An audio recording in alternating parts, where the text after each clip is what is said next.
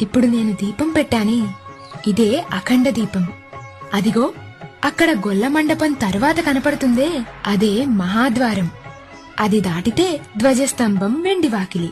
అవి రెండూ దాటి ఆనంద నిలయంలోకెళ్లి అలా గర్భగుడిలోకి చూస్తే బంగారు కిరీటంతో, నుదుటి మీద కర్పూరంతో దిద్దిన మందపాటి రెండు నామాల మధ్యన కుంకుమ పువ్వుతో చేసిన కస్తూరి తిలకంతో ఆయన మొహం కనిపిస్తుంది.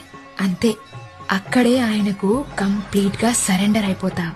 చెవులకు మకర కుండలు, కుడి చేతిలో సుదర్శన చక్రం, ఎడమ చేతిలో శంఖం.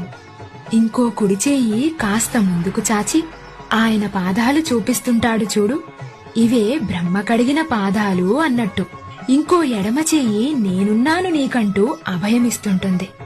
కుడి ఎద మీద లక్ష్మీదేవి, ఎడమ ఎద మీద పద్మావతీదేవి. ఆయన రెండు భుజాల మీద నాగభరణాలున్న ఆ పెద్దాయనను చూడగానే ఒక్కసారిగా కళ్లలో నీళ్లు, నరాల్లో ఉత్తేజం, ఒంట్లో ధైర్యం, ఎదలో హాయి వచ్చేస్తాయి. అలా దర్శనమయ్యాక బయటకొచ్చి కాసేపు మూసేసిన వైకుంఠ ద్వారాన్ని చూస్తూ ఆయన్ని తలుస్తూ కూర్చుంటే ఆ అనుభూతే వేరు. దీన్ని మించిన స్వర్గం ఇంకెక్కడా ఉండదు. భూలోక స్వర్గం చూపిస్తావా అని అడిగావు కదా, ఇదిగో ఇదే ఆ స్వర్గం.